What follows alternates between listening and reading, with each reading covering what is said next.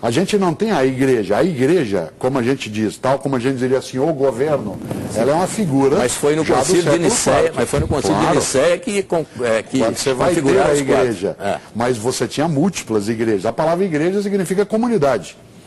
Então você tinha muitas igrejas. Mas esse conteúdo, o que o senhor acha desse conteúdo? Não, eu acho que esses conteúdos, eles são relatos possíveis daquele momento, e eles são relatos que eles ajudam a entender algumas das coisas daquela época, mas do ponto de vista da teologia, todo o aporte, todo o apoio para a compreensão da religião está nos 4 canônicos. Os outros auxiliam a olhar um pouco sobre a infância de Jesus, sobre qual era o ambiente da época, qual que era a relação de Jesus com as mulheres e assim por diante. Você tem narrativas em evangelhos apócrifos que falam sobre a manjedoura, sobre o boi e o jumento ao lado, todas essas histórias. É da maior importância a relação de Jesus com as mulheres. As mulheres têm uma presença incrível nos evangelhos. Aliás, uma das razões que fazia com que ele fosse, entre aspas, motivo de escândalo, porque a palavra escândalo em inglês significa armadilha, obstáculo. Mas as mulheres foram patrulhadas brutalmente na história da igreja, porque se pegar, mesmo os canônicos, elas estão lá. É que mais uma vez, momentos cruciais. Você está usando a igreja como se ela fosse uma.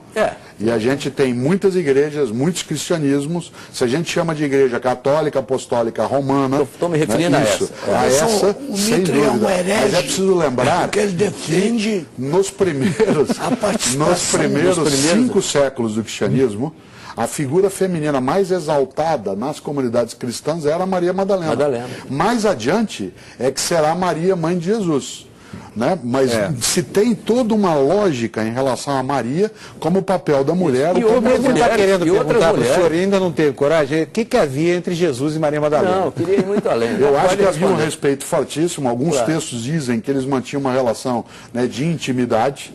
Essa intimidade poderia ser aquela quase impossível. Alguns textos diriam que sim, mas não nos evangelhos apócrifos. O que se dizia em alguns relatos é que Jesus às vezes osculava, beijava, isso dava ciúme em outros, a Maria Madalena na boca. Agora, esse não era um gesto de natureza sexual. Mas São Pedro ele não beijava na boca, né? Então não tem a diferença. Então, esta lógica entre 2 homens, ela não era a mesma que entre um homem e uma mulher. Agora, esta questão, ela é algo que passa lateralmente no dia a dia, né, do cristianismo. Quando a gente olha, vez ou outra vem à tona esse debate sobre se ele foi casado com ela. Os evangelhos aceitos na teologia cristã dizem que não. Não, agora, as mulheres têm uma presença, viu, Panumas? As mulheres têm um outro tipo de presença no Evangelho, que é a presença da coragem. As mulheres são muito mais corajosas do que os homens. Claro, foi para uma mulher que Jesus se manifestou a primeira vez, os homens foi a samaritana. E foi para uma mulher que ele manifestou, foi Maria Madalena, na hora da crença da ressurreição. Exatamente, e os apóstolos todos fugiram no dia da crucificação e as mulheres estavam lá. Gente, antes que o senhor me responda com autorização. Não, pode seguir. O senhor acha que de toda a história, o que importa mesmo são as virtudes teologais, a fé, a ideia, por exemplo, de que um homem nasceu, e é isso que traz a beleza de um Natal, como ontem, e essa sequência. Um homem nasceu, e a crença é que esse homem veio acreditando na possibilidade de paz. E que essa religião fala em fraternidade, fala em amor. A ideia histórica em si, ela fica em segundo plano dentro dessa mensagem. E a virtude, sem dúvida, a virtude da esperança, a virtude da fraternidade, da solidariedade. É isso que importa. O restante circunda a mensagem principal. Senão a gente não pararia, né, uma parte da nossa vida para olhar também esse mistério. Enquanto eu ainda tenho tempo, quero mostrar para vocês o que diz o professor de Ciência da Religião da PUC de São Paulo, Pedro Lima Vasconcelos. Então, há referências em vários documentos de historiadores romanos, um escritor judeu chamado Flávio Joséfo, além da vasta literatura produzida pelos seguidores e seguidoras de Jesus, né, dando conta de uma personagem que viveu na Galileia, foi crucificado em Jerusalém, na época de Pôncio Pilatos. Religiosamente, Jesus é filho de Israel, né? Em termos culturais, ele é herdeiro, né? Ele vive num ambiente marcado pela cultura grega.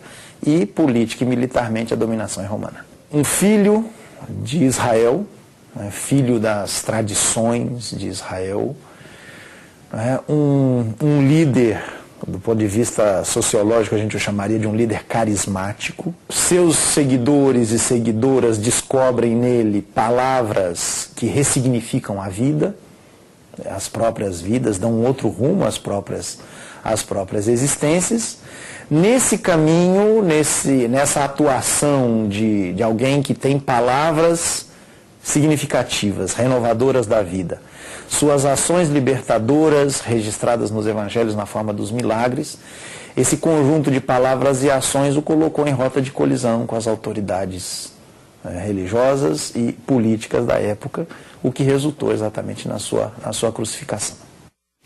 Professor, infelizmente, uma palavra que não gosta que eu use aqui, mas enfim, nosso tempo terminou e nós só temos tempo agora para suas considerações. Então, você vê, o nosso tempo terminou e a história do cristianismo não. Vai continuar mais ela 2010 persiste com essa inquietação, esse debate.